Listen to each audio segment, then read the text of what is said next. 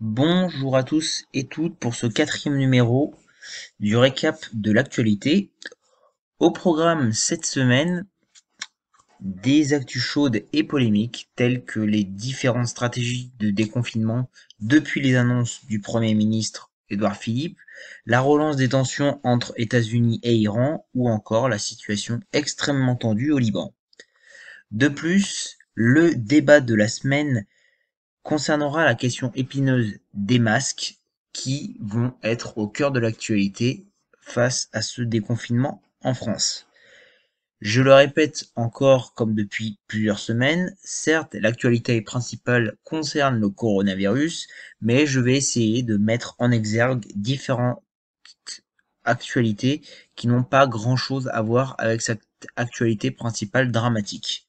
Au passage, je remercie ceux qui ont commencé à participer en m'envoyant soit leur info de la semaine, soit éventuellement vérifier si une information est une fake news ou non. Donc n'hésitez pas à continuer et je vous en remercie chaleureusement par rapport à tout cela. Bref, tous ces points seront traités dans le quatrième numéro concernant cette rubrique de l'actualité. Nous sommes le 4 mai au 49e jour de confinement, bientôt la fin de ce confinement. Et donc voici le récap de la semaine du 28 avril au 3 mai 2020. Allez, c'est parti. Donc pour commencer, malheureusement comme les semaines précédentes, je vais faire un petit topo concernant le bilan du Covid dans le monde. Donc ce 2 mai, la pandémie du coronavirus a tué plus de 243 000 personnes, 243 013 pour être précis. On compte également 3,44 millions de personnes qui sont officiellement contaminées par le Covid, et c'est un nombre qui ne reflète pas la réalité, je l'ai déjà dit la semaine dernière, puisque simplement dans certains pays, seules les personnes qui arrivent à l'hôpital sont testées pour ce virus. Donc du coup, la réalité est quand même assez biaisée. De plus, plusieurs spécialistes dénoncent certains bilans officiels de la mortalité due à la pandémie, notamment dans certains pays, comme j'ai pu en parler la semaine dernière notamment concernant la Chine, où justement pas mal de rumeurs mettent en avant le fait qu'il y a une sous-estimation du bilan des victimes. Concernant ce bilan, les États-Unis restent malheureusement le pays le plus touché, avec près d'un tiers des contaminations du Covid et quasiment un quart des morts. Le pays compte dimanche 3 mai 1 158 041 cas de recensés, et dimanche il avait suivi une vague de 1450 morts supplémentaires, soit un bilan total de 67 682 décès. La bonne nouvelle provient du fait que les personnes guéries avoisinent désormais le million selon un comptage officiel. Donc on est quand même plutôt sur une pente qui est en train de redescendre au niveau du bilan. En France, le dernier bilan fourni par les autorités sanitaires fait état d'à peu près 131 500 cas recensés et environ 24 925 000 morts au total. Donc à peu près 13 400 cas dans les hôpitaux et 9 500 cas à peu près dans tout ce qui est centres sociaux et médico-sociaux, dont les EHPAD. On compte au 3 mai 2020 135 morts supplémentaires en France. Cependant, il faut souligner que la situation là aussi est en train de s'améliorer, permettant au gouvernement de réfléchir à un déconfinement possible. Et c'est dans ce sens que le Premier ministre Édouard Philippe a élaboré son discours mardi dernier. Et ça va être notre première actu, l'analyse de ce discours. Monsieur le Président, Mesdames et Messieurs les députés, voilà donc le moment où nous devons dire à la France comment notre vie va reprendre. Donc, ce discours était très attendu, on en connaît désormais les contours. Le plan de déconfinement élaboré par le gouvernement a été présenté mardi 28 avril par le Premier ministre Édouard Philippe à l'Assemblée nationale.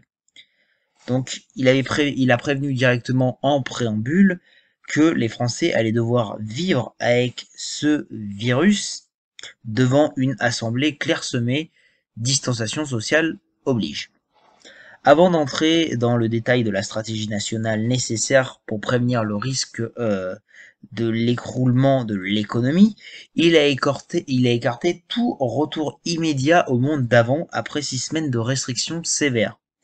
De plus, dès le début de son discours, le Premier ministre a mis en garde sur le fait que si les indicateurs ne sont pas au rendez-vous, le gouvernement ne déclarerait pas le déconfinement le 11 mai. De plus, il a souligné que cette sortie de confinement se ferait en 2 phases. Une première courant du 11 mai à début juin, qui sera suivie d'une deuxième phase qui ira jusqu'à l'été, assortie de quelques exceptions.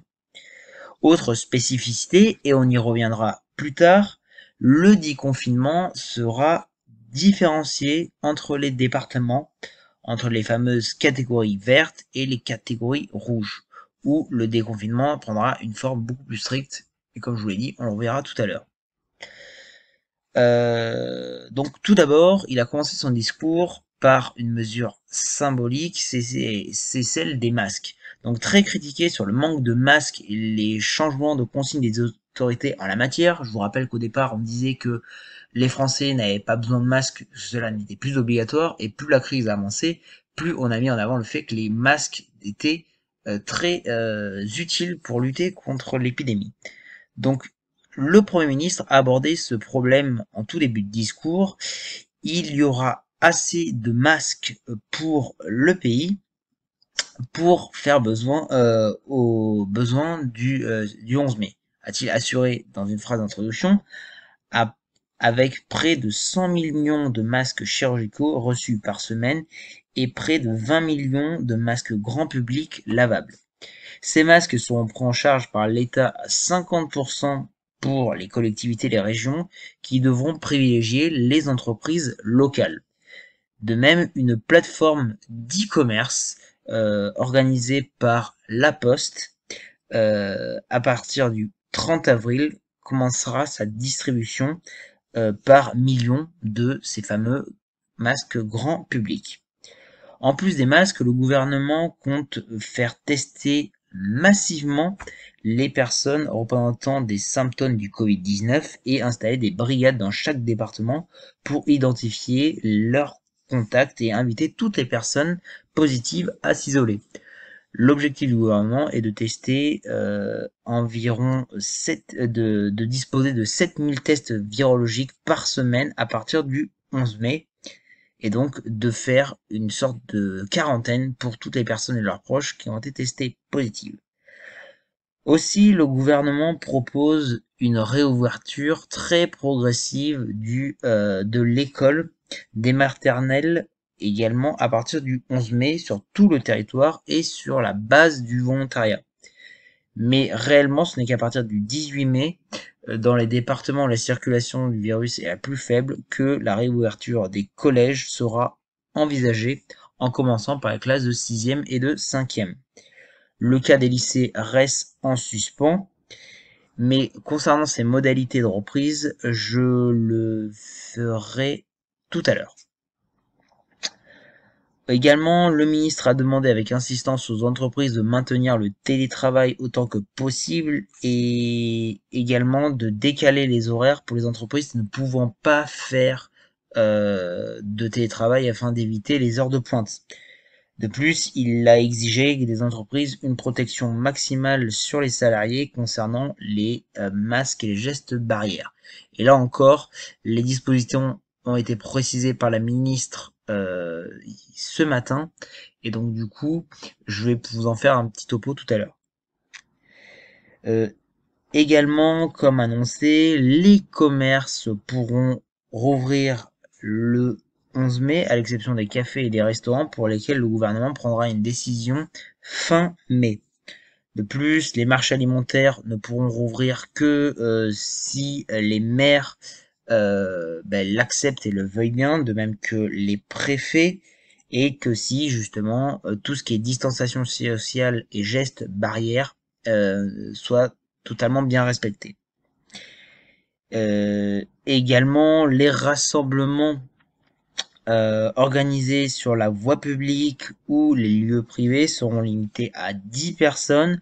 Les grands musées, les cinémas, les salles de concert, les théâtres, les stades de foot, justement, sont toujours interdits. Toutefois, les médiathèques, bibliothèques, petits musées pourront rouvrir leurs portes dès le 11 mai parce qu'ils peuvent fonctionner plus facilement. Là, je reprends les propos du ministre, en respectant des règles sanitaires.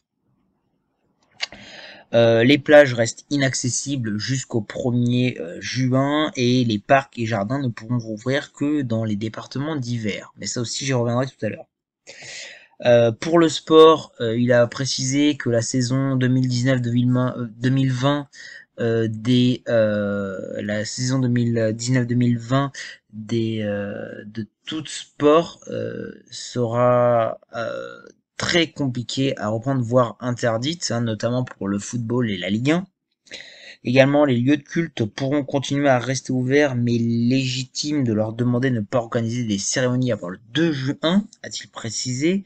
Les cérémonies funéraires resteront limitées à 20 personnes. Les cimetières resteront ouverts au public dès le 11 mai. Et également, il y a le report des mariages, sauf urgence. Enfin, le ministre a abordé le point épineux de l'application Stop Covid que j'avais évoqué la semaine dernière. Donc là, il a reconnu que les questions sur l'application, notamment en termes de liberté, étaient fondées, mais le débat est prématuré compte tenu de toutes les incertitudes autour de cette application.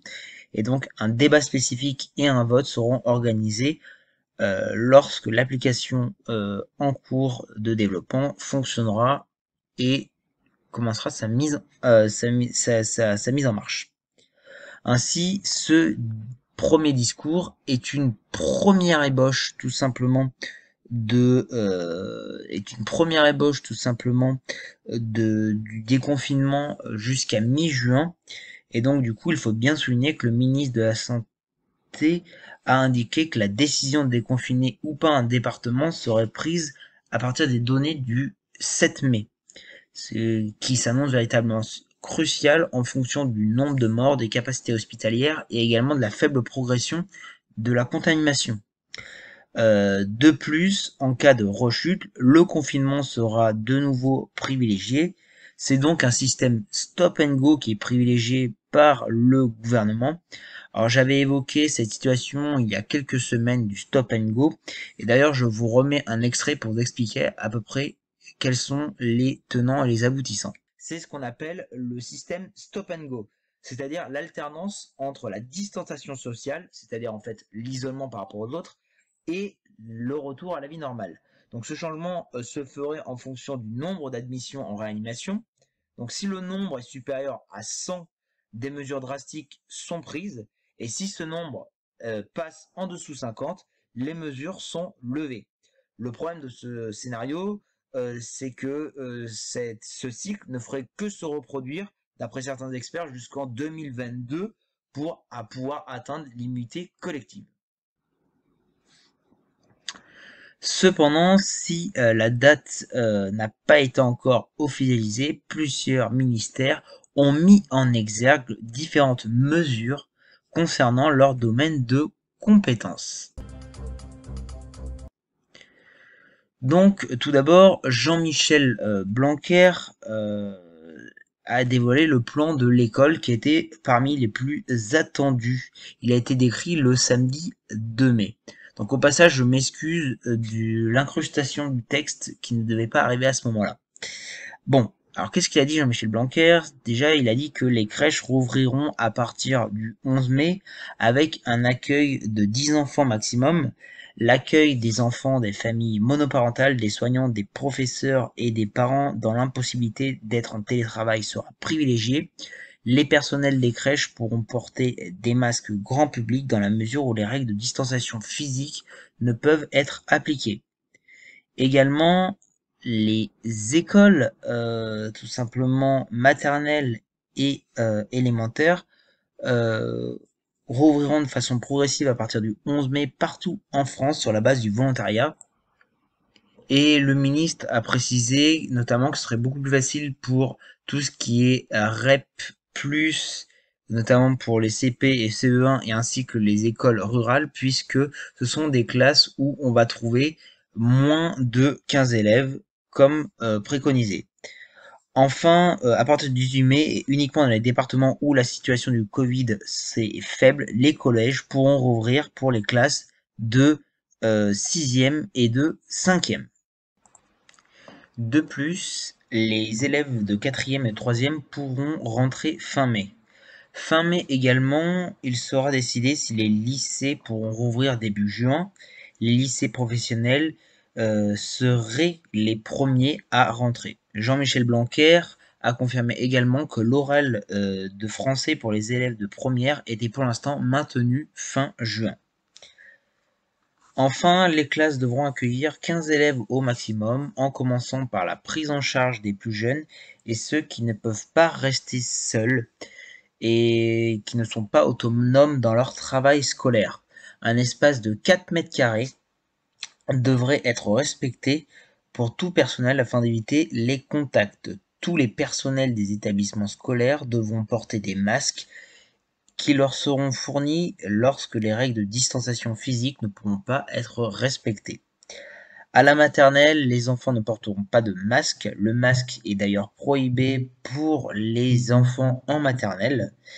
Dans les écoles élémentaires, le masque n'est pas recommandé compte tenu des risques de mauvais usage. Toutefois, des masques pédiatriques seront disponibles, par exemple, si un enfant présenterait au cours d'une journée des symptômes, le temps que les parents aillent le chercher. Dans les collèges, le masque sera obligatoire pour les collégiens. Des masques seront fournis aux élèves qui n'auraient pas pu s'en procurer. Quant aux professeurs, seuls ceux qui n'ont pas un problème de santé ou qui n'ont pas un membre de leur famille avec une fragilité au regard du Covid-19 assureront physiquement les cours. Nous ferons un travail pour que les professeurs qui restent chez eux prennent en charge les enfants qui restent à la maison, a ajouté le ministre de l'Éducation. Donc, dans un autre domaine, vous allez avoir la ministre du Travail, Muriel Pénicaud, qui a fait un communiqué de presse dimanche afin d'évoquer la reprise économique. La France doit engager à compter du 11 mai un plan progressif et différencié du déconfinement, avec notamment la réouverture de tous les commerces et un retour sur les lieux de travail, même si l'exécutif a demandé de poursuivre au maximum le télétravail dans les prochaines semaines afin d'éviter un engorgement des transports et une reprise de la circulation du coronavirus. La ministre a fait paraître pour cela un dossier de 20 pages imposant aux employeurs un critère universel d'occupation maximale des espaces ouverts au public et en milieu de travail, fixé à 4 mètres carrés, comme pour les écoles, afin d'éviter les croisements et les interactions entre les personnes. Si ce critère ne peut pas être respecté, des mesures complémentaires comme le port d'un masque sont à mettre en place. Par ailleurs, la généralisation du contrôle de température pratiqué par certaines entreprises est déconseillée par le ministère. Les sociétés ne peuvent pas contraindre un salarié à s'y soumettre. Les tourniquets devront être condamnés ou, à défaut, du gel hydroalcoolique proposé à l'entrée et à la sortie. Tous les jours, les locaux seront désinfectés, les poignées de portes, de bureaux, de toilettes, interrupteurs, rampes d'escalier le seront à plusieurs reprises. Enfin, il y a une interdiction qui est faite aux employeurs de réaliser des campagnes de dépistage du Covid-19 puisque c'est pas à eux de le faire. D'autres pratiques à promouvoir sont mises en exergue par le dossier, notamment le marquage notamment de excuse-moi le marquage au sol en amont pour les distanciations physiques à l'entrée, la limite du nombre de personnes dans les ascenseurs ou le fait que on doit privilégier une personne par bureau. Là notamment vous avez une partie du listing qui a été faite comme recommandation qu'on peut mettre en avant. Également, autre stratégie qui a été mise en avant, c'est le fait que le Conseil des ministres a entériné samedi 2 mai la prolongation de l'état d'urgence sanitaire pour 2 mois jusqu'au 24 juillet, comme l'a annoncé le ministre de la Santé Olivier Véran. Entré en vigueur le 24 mars, l'état d'urgence sanitaire est prorogé car sa levée le 23 mai serait prématurée selon le ministre, les risques de reprise épidémique étant avérés en cas d'interruption soudaine des mesures en cours. Donc, qu'est-ce que c'est l'état d'urgence sanitaire? C'est une mesure exceptionnelle pouvant être décidée en Conseil des ministres en cas de catastrophe sanitaire, notamment d'épidémie. Donc là, c'est ce qu'on a en ce moment, mettant en péril la santé de la population. Cette loi permet de prendre par décret des mesures telles que le contrôle des prix ou des sanctions. Donc ça peut aller jusqu'à 6 mois d'emprisonnement et 10 000 euros d'amende. Et donc toutes ces mesures et sanctions permettent d'organiser plus facilement le confinement, permet également de restreindre la circulation ou enfin de limiter les rassemblements en donnant plus de pouvoir à certains ministres, notamment le Premier ministre, le ministre des Transports, le ministre de la Santé, bref, une augmentation de leur pouvoir pour pouvoir répondre à cette situation exceptionnelle. Mais il faut toujours que les mesures qui soient prises le soient dans une mesure pertinente. Euh, Enfin, autre chose qui a été faite par le ministère et qui a fait grand bruit, vous en avez souvent, vous l'avez sûrement vu et vous en avez sûrement, excusez-moi, entendu parler, c'est tout ce qui va concerner la publication d'une carte sur la situation épidémiologique de chaque département. Donc cette carte en synthétise deux, véritablement, celle de la carte de la dynamique de l'épidémie, qui classe les départements selon le niveau de suspicion du coronavirus dans le total des visites quotidiennes aux urgences, et la carte des tensions dans les services de réanimation. Et donc on fait la synthèse des deux, et ça donne cette carte-là. Donc chaque carte classe les départements en rouge, orange et vert selon que le département est dans une phase critique de l'épidémie, sous tension ou dans une situation favorable au déconfinement. Un troisième critère sera introduit cette semaine, c'est la capacité des départements à tester et à tracer les cas contacts à partir du 11 mai. Cette carte est régulièrement mise à jour à chaque point presse du gouvernement vers 19h. Donc par exemple, dimanche soir, la carte présentée a montré une évolution positive, notamment la Mayenne, la Loire-Atlantique et le Gers sont désormais en vert. Concernant les différences entre les départements, les informations ne sont pas très claires. Donc si un certain nombre de mesures restent quand même communs à toute la France, qu'on le soit rouge, orange ou vert, par exemple la distanciation sociale, la fermeture des restaurants. Donc les départements en rouge seraient avant tout des départements sous surveillance vraiment encore plus étroite que sur le reste du territoire. Donc ce sont des régions où on a ce qu'on appelle des clusters, des épicentres viraux, et qui obligent de prendre des mesures drastiques de fermeture, de restriction, en cas véritablement de propagation du virus. De plus, on sait que dans ces lieux-là, comme je l'ai dit précédemment, les collèges où n'ouvriront pas forcément le 18 mai, que les écoles auront bien plus de mal à ouvrir, également que les parcs et jardins ne seront pas véritablement ouverts à ce moment-là. Et en gros, tout ce qui concerne cette carte, c'est jeudi qui arrive que la carte définitive de France pour le plan de déconfinement du gouvernement sera mise en œuvre. Il ne restera plus que les départements rouges et verts avec des restrictions qui perdureront dans les départements rouges, sûrement à la fin de la première phase que je vous ai évoquée tout à l'heure. Donc cette troisième actualité, elle concerne toute autre information, c'est la mort d'un légionnaire étranger blessé le 23 avril au Mali lors d'une opération contre des groupes armés terroristes. Ce dernier malheureusement est décédé suite à ses blessures vendredi à l'hôpital de Clamart, comme l'a annoncé la présidence de la République. Donc ce dernier c'était un brigadier qui s'appelle Dmitro Martiniuk, qui est né en Ukraine, âgé de 29 ans, et qui a été blessé en fait lors de l'explosion d'un engin explosif improvisé contre son camion-citerne, comme l'a présidé Emmanuel Macron, saluant le courage des militaires français engagés au Sahel lors de son discours. Donc ce décès porte à 42 le nombre de militaires tués au Sahel depuis le début de l'intervention française en 2013, selon un comptage effectué à partir des chiffres publiés par l'état-major. Donc cet événement permet de mettre en avant ce que c'est l'opération Barkhane.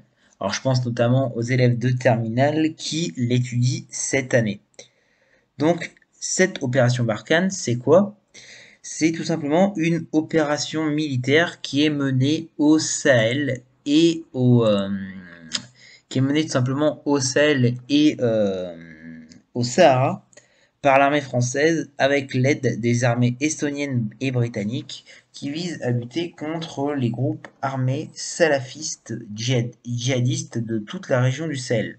Donc cette opération elle a été lancée le 1er août 2014 et elle remplace les anciennes opérations Serval et Épervier. Elle s'inscrit dans le cadre d'une stratégie de forces prépositionnées dans la région en partenariat avec les États de la zone. En gros, qu'est-ce que ça veut dire? C'est que la France, notamment, mobilise plusieurs milliers de soldats et va faire une coopération avec notamment la Mauritanie, le Mali, le Niger, le Tchad, le Burkina Faso pour essayer de lutter contre une centaine de djihadistes. Le but principal étant l'éradication de ces djihadistes. Alors, il faut savoir que l'opération Barkhane a pour but à la fois de lutter contre ces djihadistes, mais également de former les troupes sur place pour qu'une fois que les Français seront partis, ces derniers puissent plus lutter plus efficacement. Alors il faut savoir que pourquoi on a lancé cette opération, c'est que depuis le début des années 2010, il y avait une multiplication des tentatives de coups d'État, des attentats, des violences contre la population perpétrées par ces groupes terroristes.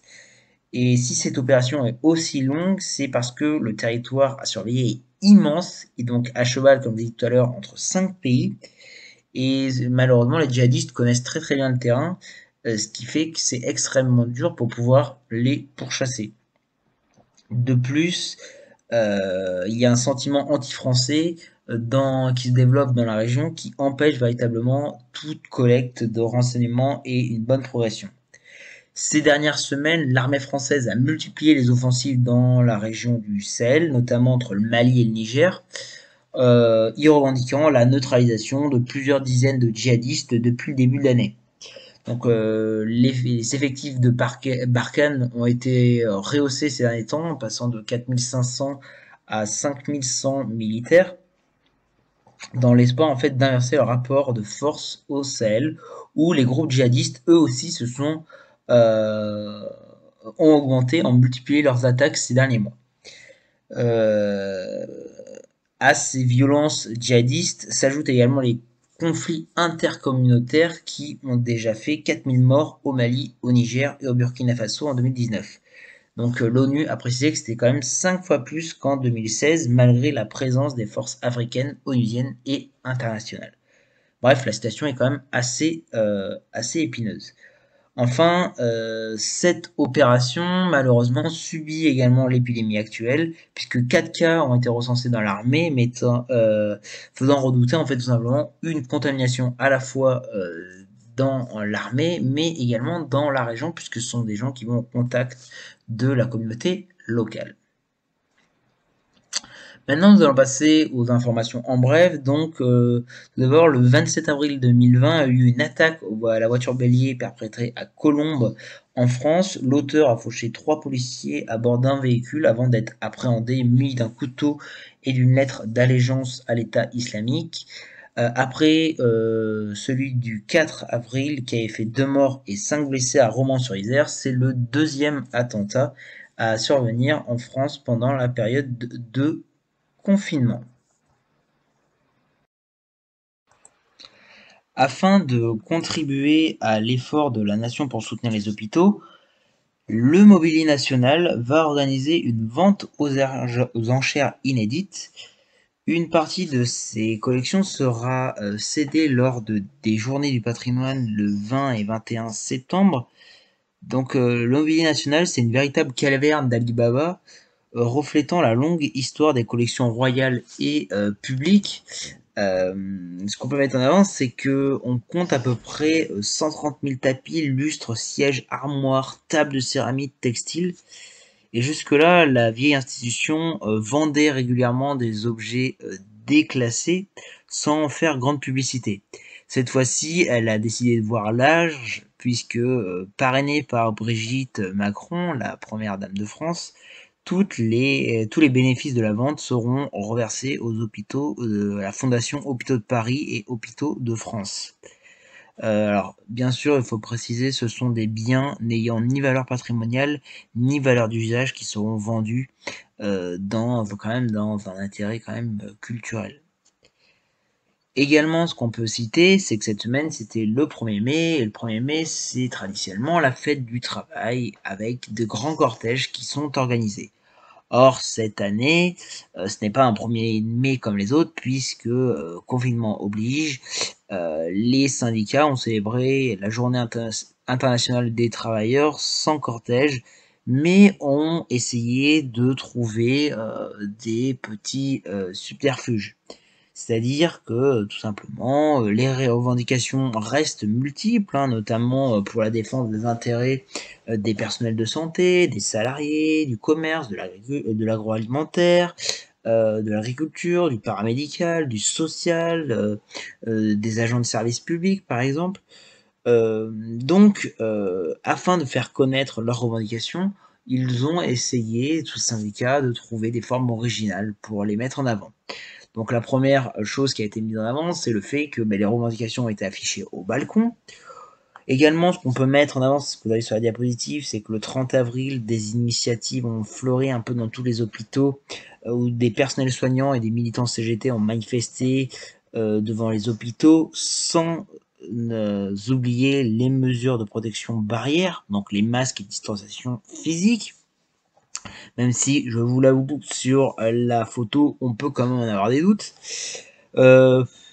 Également, il y a certains syndicats, comme toujours la CGT, qui ont fait preuve d'innovation en passant par les réseaux sociaux.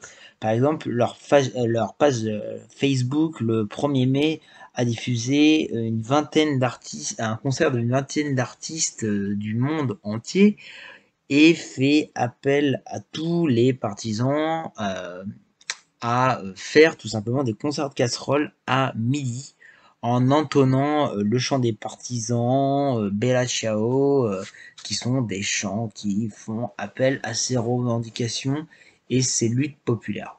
Donc un 1er mai assez spécial. Et donc maintenant nous allons passer à la partie internationale qui a été assez chargée encore cette semaine. Donc pour commencer, on va évoquer le déconfinement en Europe, puisque effectivement Si la France est en train de réfléchir à son déconfinement, dans le reste de l'Europe, qui sont quand même les pays limitrophes, nos pays voisins, la situation va varier d'une situation à l'autre. Donc je vous rappelle, Wuhan, qui était le berceau du Covid-19, a été l'une des premières villes à lever son confinement. Et donc maintenant, c'est au tour de l'Europe de faire différentes mesures. Vous avez le tableau avec les différentes dates butoirs. Et tout toujours en mettant en garde et en surveillant une potentielle deuxième vague qui pourrait être envisageable. Donc nous allons commencer ce tour d'horizon. Donc je ne vais pas citer tous les pays d'Europe, mais je vais citer ce qui me semble le plus pertinent. Donc tout d'abord, en Allemagne, les écoles rouvrent progressivement depuis le lundi 4 mai dans certains Länder. Donc les coiffeurs lèvent le rideau, de même que les lieux de culte et musées. Les lieux culturels, les bars et restaurants, sauf pour livraison à domicile, ainsi que les aires de jeu, les terrains de sport demeurent par contre fermés. Les commerces d'alimentation, librairies, garages, magasins de vêtements, fleuristes peuvent à nouveau accueillir des clients. Les grands rassemblements sont toujours interdits et au moins ça jusqu'à fin août. Et le ministre allemand de l'Intérieur et des Sports s'est dit favorable à une reprise du championnat national de football dans une interview qu'il a donnée à Bild, le quotidien national allemand. Les rassemblements de plus de 2 personnes restent proscrits et une distance minimale de 1,5 m est censée être observée dans les lieux publics et le port du masque est fortement recommandé. Angela Merkel, la chancelière, a toutefois rappelé à maintenir une discipline et à ne pas aller trop vite, car cela serait une erreur selon ses propos. Maintenant, pays voisin, l'Autriche a rouvert ses commerces depuis bien longtemps, puisque c'est depuis le 14 avril. Les autres magasins ont suivi ce lundi 4 mai. Les restaurants mi-mai avec des aménagements pour respecter les distances de précaution. Les restrictions de déplacement sont levées. Les rassemblements autorisés jusqu'à 10 personnes avec le respect de la distanciation sociale. Le port du masque est obligatoire dans les transports et dans les magasins. Et les écoles qui devaient rester fermées ont connu une évolution puisqu'ils peuvent rouvrir à partir de mi-mai. Seuls les élèves de terminale en lycée sont autorisés à reprendre pendant les cours. Également, aucune manifestation culturelle ni rassemblement public, au moins jusqu'en juillet. Maintenant, en Belgique, les entreprises n'accueillent pas de public, qui n'accueillent pas de public s'apprêtent à voir revenir leurs employés à partir de lundi. Le masque deviendra obligatoire dans les transports. Les commerces et les écoles vont rouvrir très progressivement à compter des 11 et 18 mai en Belgique, où des mesures de confinement sont en vigueur depuis à peu près mi-mars. À l'exception des merceries et des magasins de tissus qui pourront ouvrir dès le 4 mai, notamment pour la confection des masques, les commerces ne rouvriront qu'à partir du 11 mai à condition qu'ils aient respecté tout ce qui est mesures de distanciation sociale. Cafés et restaurants sont toutefois toujours interdits. Les restaurants ne pourront rouvrir qu'à partir du 8 juin au plus tôt. Pour les cafés et bars, là, le calendrier n'a pas été défini. Donc, au Danemark, les salons de coiffure, les masseurs, les tatoueurs, les dentistes, les auto-écoles, donc beaucoup de petites entreprises ont rouvert leurs portes depuis le lundi 20 avril, après 5 semaines de fermeture. Également, le 15 avril, crèches, écoles maternelles et écoles primaires ont pu rouvrir. Et les établissements du secondaire, eux, pourront ouvrir à partir du 10 mai. Donc les rassemblements de plus de 10 personnes sont interdits. Et là aussi, les cafés, restaurants, bars, centres commerciaux, salles de sport et le public sont fermés. Et ça au moins jusqu'au 10 mai. Les frontières également sont fermées. Les voyageurs étrangers déconseillés. Et il y a également des restrictions en place pendant des mois, comme a prévenu le gouvernement. Maintenant en Espagne qui a été l'un des pays les plus touchés, je le rappelle, hein, donc ces derniers ils sont confinés depuis mi-mars et donc ils ont redécouvert les joies du sport et de la promenade depuis samedi. À partir, certains petits commerces ont pu également rouvrir ce lundi, notamment les coiffeurs. Également, les bars et restaurants vont avoir le droit de vendre des produits à emporter. Le port du masque va être obligatoire dans les transports publics.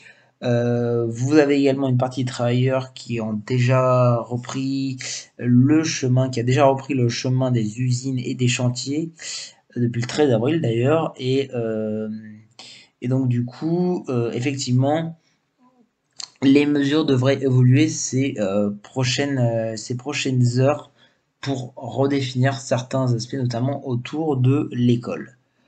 En Grèce, la Grèce, elle a tablé un retour sur la normalité en mai, à condition que le confinement soit strictement respecté d'ici là. Donc vous avez près de 10% des commerces fermés qui vont pouvoir ouvrir ce lundi, notamment les librairies, les salons de coiffure, de beauté, les magasins électroniques, les magasins de sport et jardinerie. Le 11 mai, tous les autres magasins pourront rouvrir à l'exception des centres commerciaux fermés jusqu'au 1er juin. En Italie, pays le plus endeuillé d'Europe, là, la situation est particulière, mais encourageante. C'est-à-dire que, notamment, le fait qu'on a annoncé ce dimanche que il y ait eu que, alors je mets entre guillemets, 174 décès, c'est-à-dire le nombre le plus faible depuis le début du confinement, a véritablement lancé une vague d'enthousiasme. Et les autorités italiennes ont entamé un allègement euh, pour relancer l'économie qui est véritablement à genoux à cause de la maladie. Donc c'est quand même des ouvertures qui sont assez prudentes, il n'y a pas de commerce de détail, pas de bar, pas de restaurant, le télétravail qui est encouragé, pas de réunion de famille, même s'il est possible d'aller voir des proches vivant dans la même région, les distanciations sociales sont maintenues, et également dans les transports, cette distanciation sociale, pas de pique-nique dans les parcs, et c'est surtout l'un des pays qui s'inquiète le plus qu'il y ait une seconde vague. Donc le 18 mai, tous les commerces en détail pourront rouvrir, ainsi que les musées, les culturels et bibliothèques. Les déplacements continuent à être limités, comme je l'ai dit tout à l'heure, à l'intérieur du territoire. Et vraiment, c'est le travail qui doit déterminer vraiment les déplacements. Pour l'heure, les écoles et universités restent fermées et le chef du gouvernement italien, Giuseppe Conte, a promis la réouverture des écoles et des universités en santé pour ne pas mettre en jeu la santé des enfants. Donc maintenant, les Pays-Bas ont annoncé la réouverture partielle à partir du 11 mai des écoles primaires, des garderies fermées depuis mi-mars. Et aux Pays-Bas, on a préféré favoriser le développement d'une immunité collective, euh, donc avec des mesures plus souples que les voisins, en suivant peut-être plus l'exemple des pays scandinaves et allemands. Et donc ils ont commencé à rouvrir les portes de leurs écoles.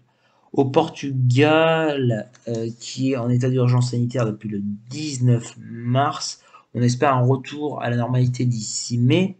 Donc librairies et concessionnaires auto vont pouvoir ouvrir à partir de lundi. Les commerces locaux, notamment jusqu'à 200 mètres carrés donnant sur rue, vont pouvoir également rouvrir avec masque obligatoire. Salon de coiffure et esthétique également. Certains services publics tels que le centre d'impôt vont pouvoir ouvrir sur rendez-vous. Et dans les transports publics, le masque va être obligatoire. Les sports individuels en plein air sont autorisés. Les lycées, musées, galeries, restaurants, cafés vont pouvoir ouvrir, mais le 18 mai. Les théâtres et cinémas le 1er juin avec des règles de distanciation sociale. Enfin, au Royaume-Uni, là, le pic de la pandémie a été atteint selon le Premier ministre Boris Johnson, qui a promis un plan de déconfinement la semaine prochaine.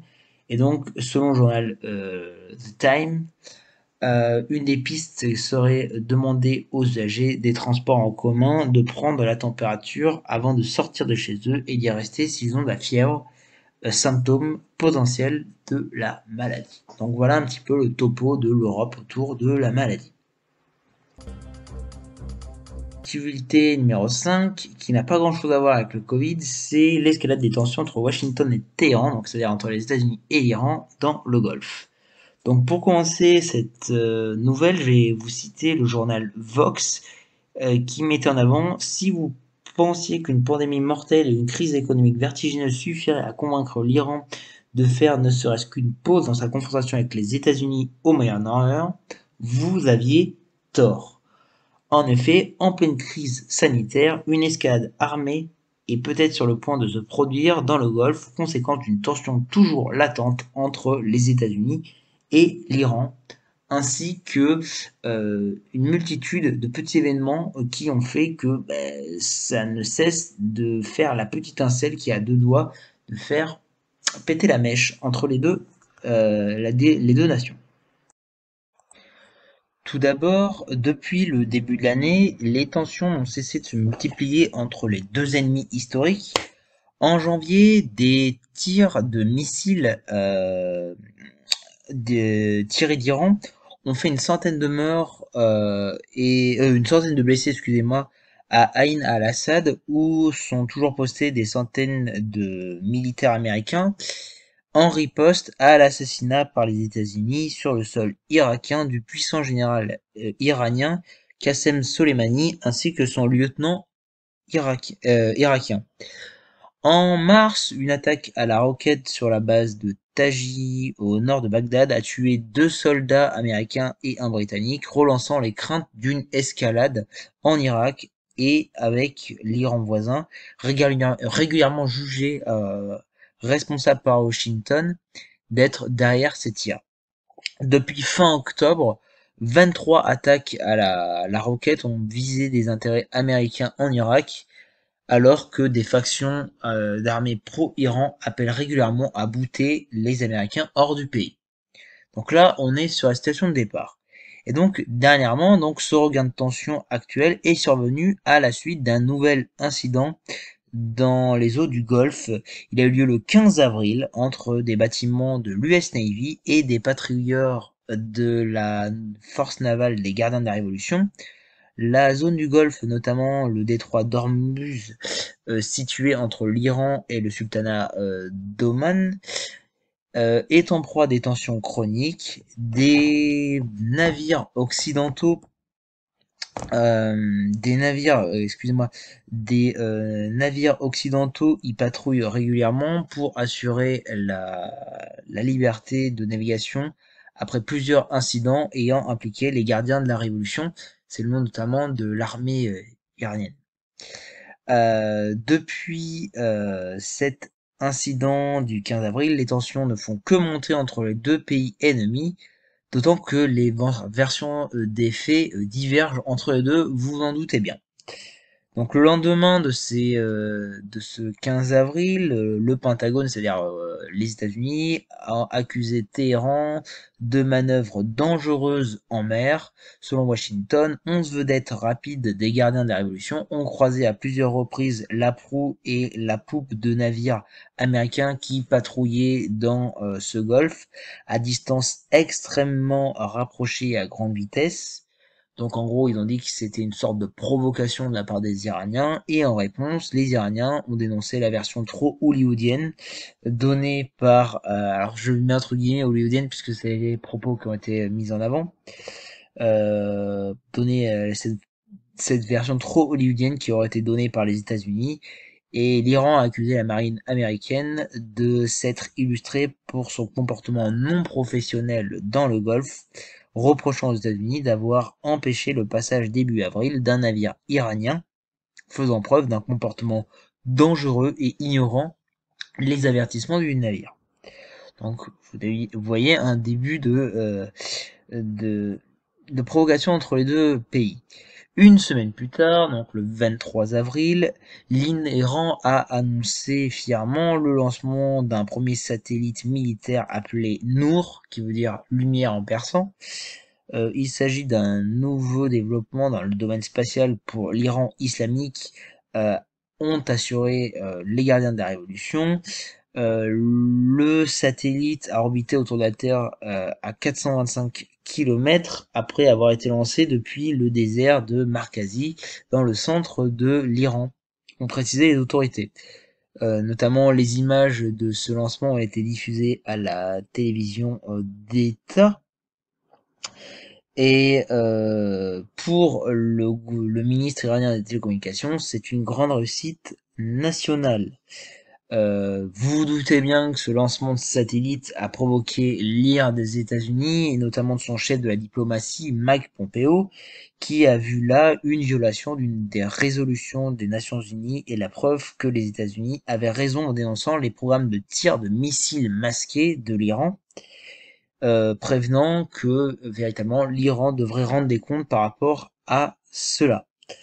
Euh, En gros, cette résolution, elle enjoint, la résolution qui est mise en avant par Mike Pompeo, c'est le fait que l'ONU décrétait le fait que Téhéran n'a amené aucune activité liée aux missiles balistiques conçus pour pouvoir emporter des charges nucléaires, y compris les tirs recourant à la technologie de missiles balistiques. Et donc du coup, l'Iran, vous, vous doutez bien, face aux propos de Mike Pompeo, le chef de la diplomatie américaine, l'Iran a affirmé de son côté que ses programmes balistiques et spatials ne vont pas à l'encontre de ce texte. Et c'est là qu'en fait les choses sont véritablement envenimées. Donc vous avez le tweet de Donald Trump, si vous le traduisez, vous voyez que ça monte en escalade.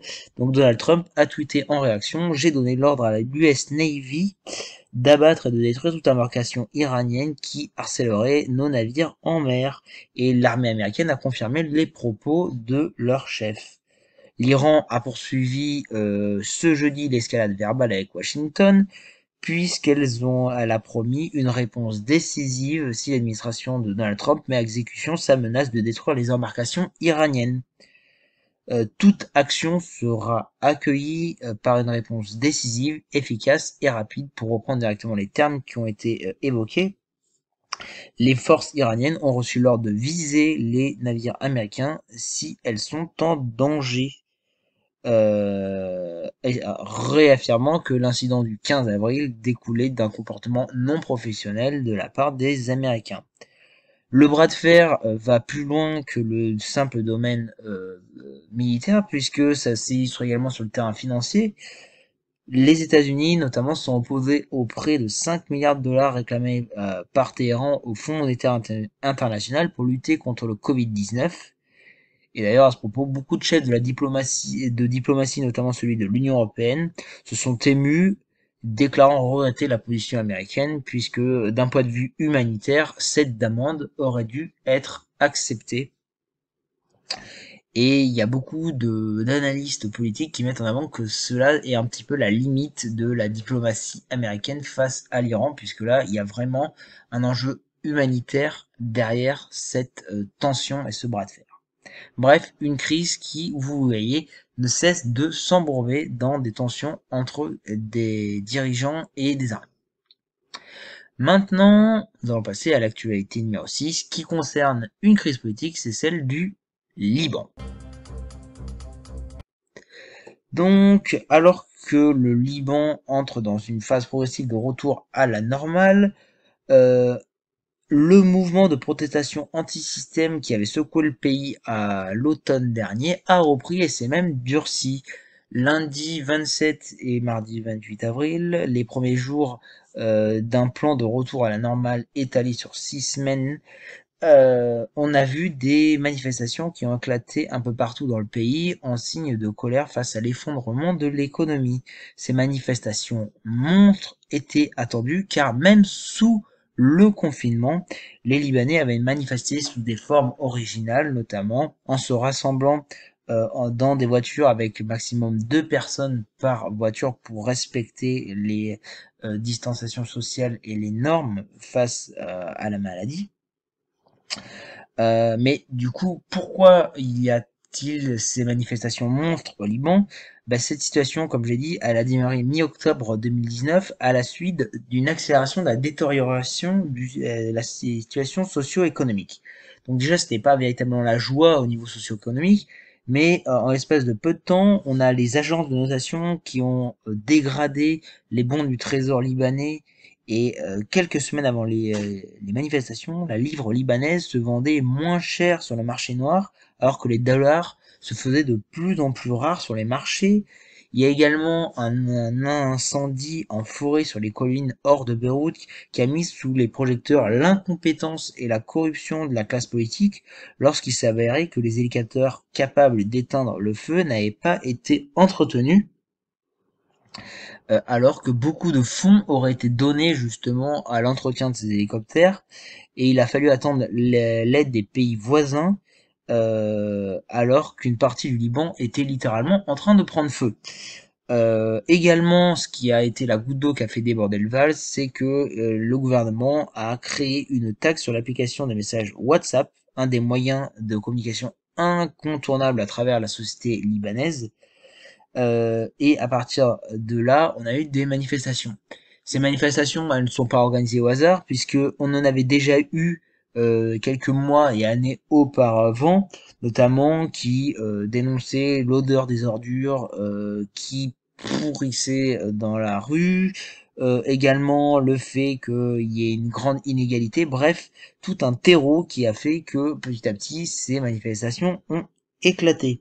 Et en fait, tout cela a permis de la création d'une communauté d'idées qui restait unie malgré en fait les différentes circonstances. D'ailleurs, ce qui est assez intéressant, c'est que les manifestations en automne avaient quand même entraîné la chute du Premier ministre. Mais à cette crise politique s'est ajoutée la pandémie actuelle qui a aggravé la situation économique du pays qui était déjà catastrophique, et le taux de chômage du Liban aurait atteint 50% selon plusieurs économistes. D'ailleurs, le pays a dû annoncer sa banqueroute et a demandé un prêt au FMI. Donc ainsi, toutes ces situations-là insoutenables a été relancée à partir de lundi dernier et depuis ne cesse d'être plus importante.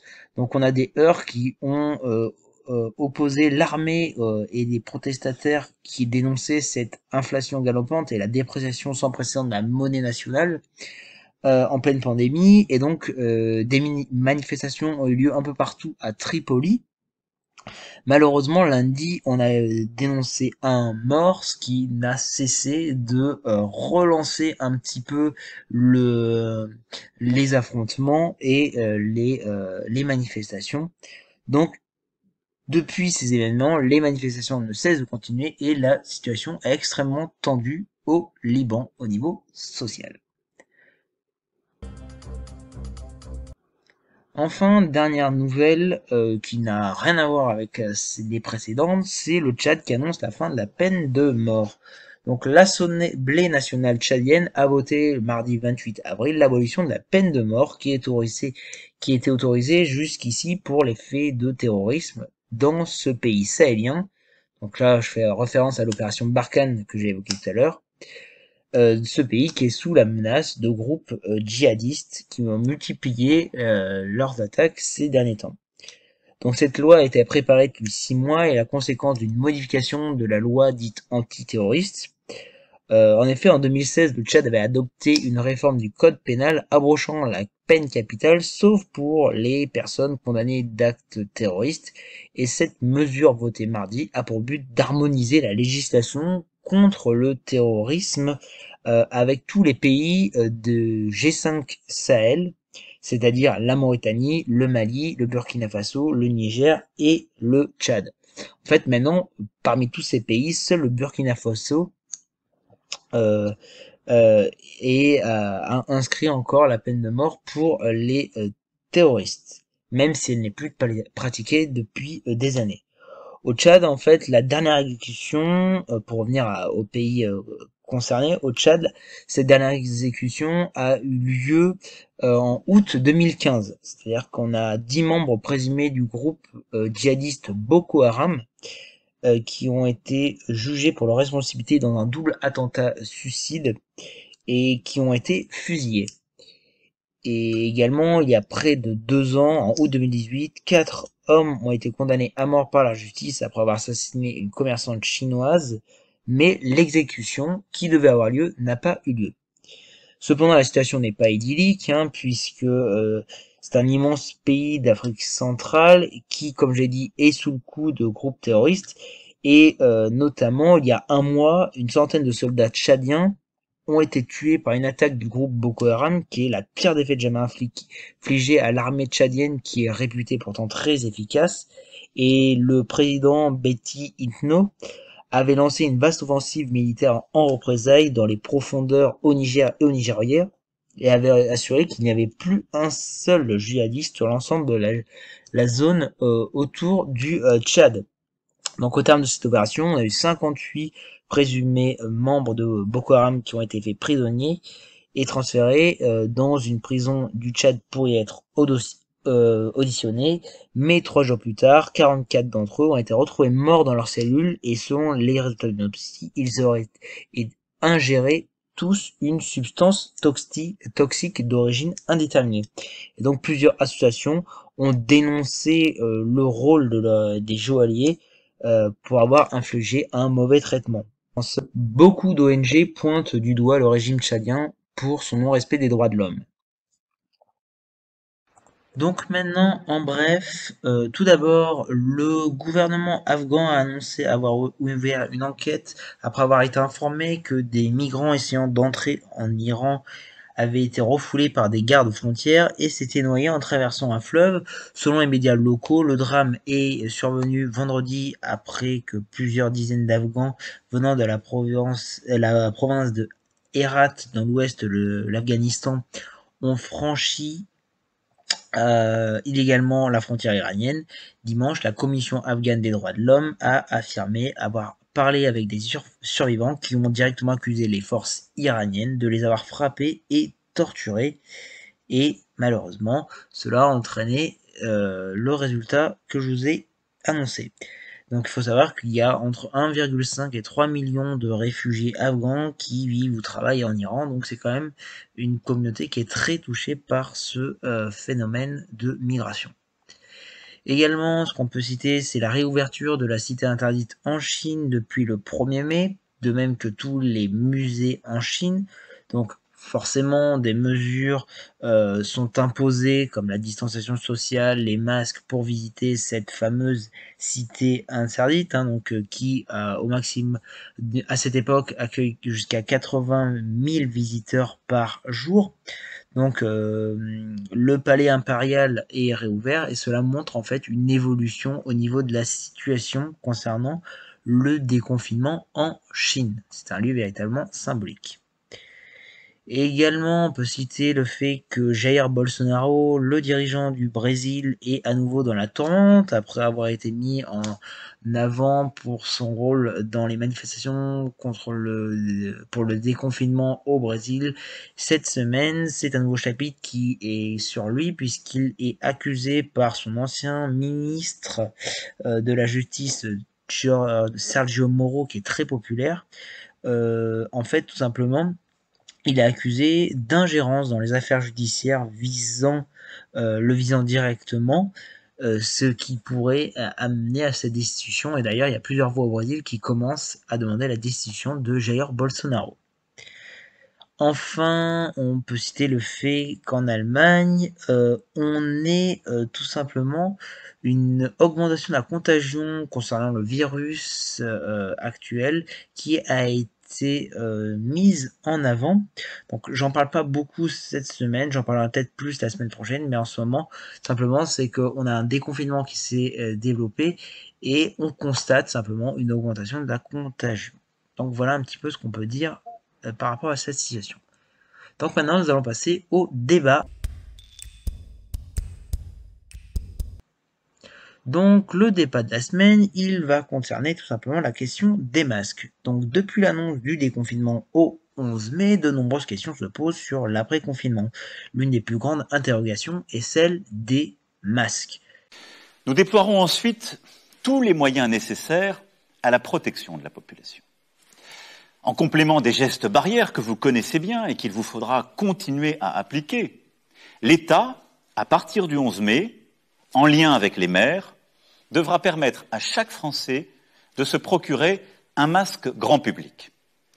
Pour les professions les plus exposées, et pour certaines situations comme dans les transports en commun, son usage pourra devenir systématique. Ce sera possible grâce à nos importations et grâce à la formidable mobilisation d'entrepreneurs et de salariés partout sur le territoire pour produire massivement ce type de masque. Donc l'État a annoncé vouloir équiper au plus grand nombre la population. Cette volonté a été répétée par Édouard Philippe dans son discours de mardi dernier, où il garantissait que le gouvernement pourrait permettre qu'il y ait assez de masques dans le pays pour faire face aux besoins à partir du 11 mai. Et notamment qu'il y aurait près de 100 millions de masques chirurgicaux, près de 20 millions de masques grand public lavables, dont, je le rappelle, la plupart seraient pris en charge par l'État, notamment pour ceux qui seraient achetés par les régions et les communautés communes et tout ce qui est municipalité.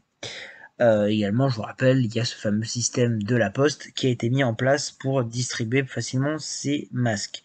Mais malgré l'annonce, il y a quand même, malgré cet optimisme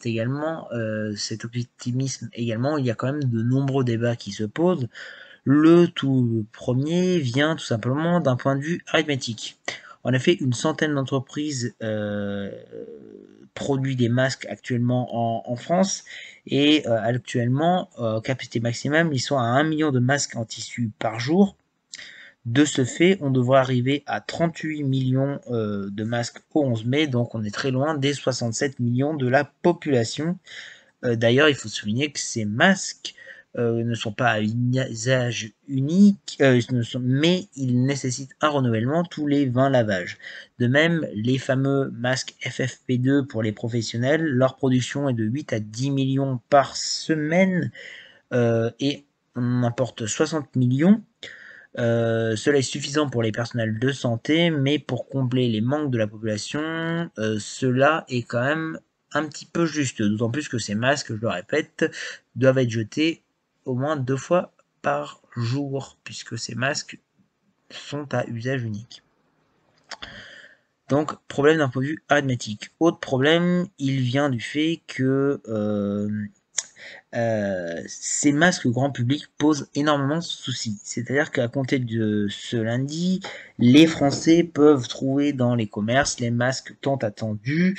La grande distribution s'est engagée à en proposer dans ses rayons à la demande du gouvernement. Elle commercialise désormais des masques chirurgicaux à usage unique, pour la plupart à prix coûtant, ainsi que des masques en tissu. Les différentes enseignes telles que Carrefour, Intermarché, Leclerc ou encore Système U l'ont fait savoir toute la semaine dernière, et peut-être un peu trop, puisque plusieurs ordres des professionnels, dont celui des médecins, des pharmaciens et des infirmiers, ont publié jeudi un communiqué fustigeant en fait tout simplement les profiteurs entre guillemets que sont à leurs yeux les grands distributeurs.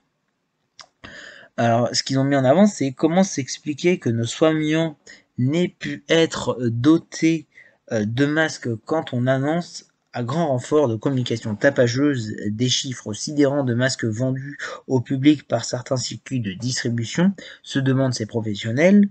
Où étaient ces masques quand ces professionnels tremblaient et tombaient?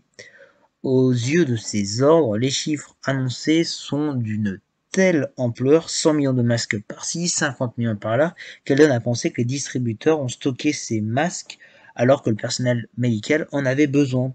Encore aujourd'hui, les médecins libéraux ne reçoivent de masques FFP2 et chirurgicaux qu'en quantité limitée. Notamment, vous avez Renaud Muselier, qui est le président LR de la région PACA, qui a donné samedi 3 jours à la grande distribution pour prouver qu'il n'y avait pas de stock de masques pendant la crise, sinon ce dernier déposerait immédiatement plainte au pénal.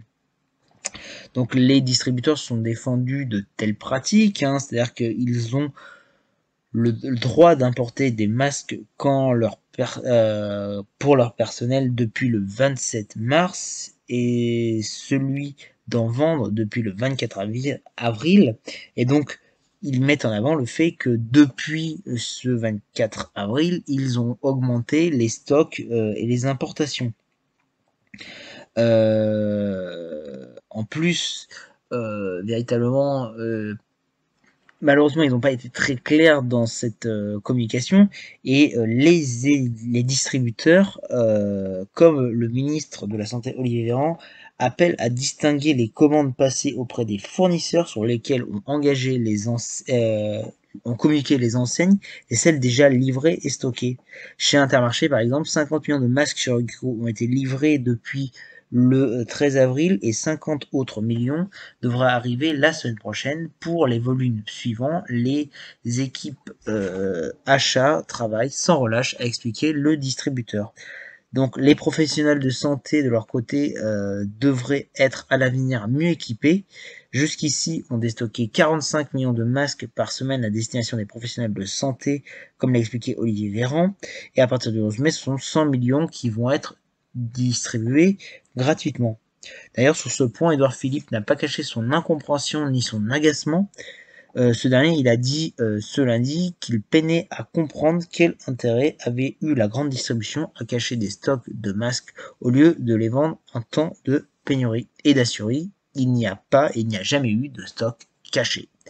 Bref, la seule vérité, ça sera le 11 mai pour mettre en exergue si ces polémiques ont eu lieu d'être.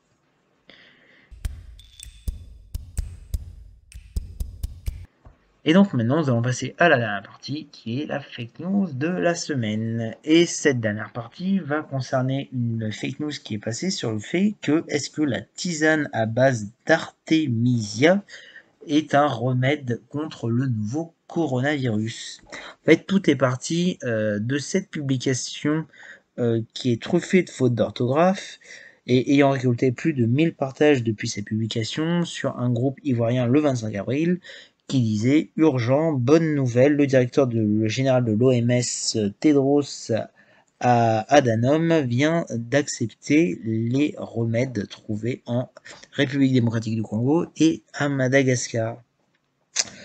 Selon cette dernière, le directeur de l'OMS, c'est-à-dire l'Organisation mondiale de la santé, aurait déclaré que l'organisation internationale devait reconnaître la victoire de l'Afrique devant le Covid-19. Les Occidentaux ont fini par voir la force traditionnelle de l'Afrique devant cette pandémie, et bientôt nous allons procéder au partage du Kovo organique et du Mada Covid, respectivement, trouvés en RDC et Madagascar, lit-on dans la publication. Donc ce texte viral est en réalité en référence à une potion nommée Covid Organics qui a été développée à Madagascar, qui a été lancée par le président malgache Andry Rajoelina. J'espère que je ne déforme pas son nom, le 19 avril. Donc ce breuvage traditionnel est préparé à base d'artémisia, une plante traditionnelle utilisée dans la pharmacopée asiatique et africaine pour lutter contre le paludisme. Et le chef d'État a indiqué que son remède, baptisé Covid Organics, est tout simplement produit par l'Institut malgache de recherche appliquée, serait prescrit sous forme de sirop à tous les élèves qui reprennent le chemin de l'école depuis le 22 avril pour protéger contre la pandémie. Cependant, tout ceci est faux et est démontré par différents points. Tout d'abord, le président lui-même de Madagascar, qui a vanté dans un premier temps les mérites de sa tisane, est revenu en arrière en insistant sur, certes, les vertus préventives de sa boisson pour renforcer le système immunitaire, mais pas contre les vertus pouvant tout simplement être guérissantes face au Covid. Également, l'agence France Presse a longuement interviewé le docteur Michel Yao, je sais pas comment ça se dit, responsable des opérations d'urgence de l'OMS Afrique, basé à Brazzaville. Et donc ce dernier a dit que par rapport à ce médicament, notre position est claire, il n'y a pas eu de test, on encourage la recherche, et donc du coup, il a mis en avant le fait que ce n'était dans aucun cas un remède, et si on devait le recommander, il faudrait qu'il fasse l'objet d'un consensus scientifique. Donc, en gros, il a mis en avant le fait, ce médecin, qu'il fallait comparer une population qui ne prend pas ce médicament à une qui prend ce médicament pour faire un test véritablement significatif. Et ce remède, en fait, n'a jamais fait l'objet d'une réelle base scientifique, d'où le fait qu'il y a un réel doute par rapport à son utilisation. Mais vous remarquerez que l'OMS ne met pas non plus complètement, n'écarte pas cette solution. Notamment, ce sont des pragmatiques, ce sont des scientifiques. De même, il met en avant le fait qu'il faut faire attention à toutes les molécules et potions que l'on propose, car il y a plusieurs médicaments qui ont commencé avec de forts potentiels, mais qui se sont révélés finalement inefficaces. Il qualifie également d'inquiétant l'initiative du président malgache ainsi que les conseils du président guinéen qui déclarait dans une interview télévisée qu'il fallait boire de l'eau chaude pour lutter contre le virus, conseil ayant déjà fait l'objet d'une fact-check. Et donc il rajoute, on n'est pas surpris car en temps d'épidémie grave, il y a eu le même genre de déclaration. Certains chefs d'État ont par exemple proposé des remèdes contre le VIH en Gambie qui ne sont jamais avérés efficaces. Il faut absolument garder raison car les populations peuvent prendre au sérieux ces déclarations infondées, met en garde le docteur Yao. Donc, voici la fin de ce 4e récap de l'actualité. J'espère que cela vous a plu et je vous dis à la prochaine fois. À bientôt.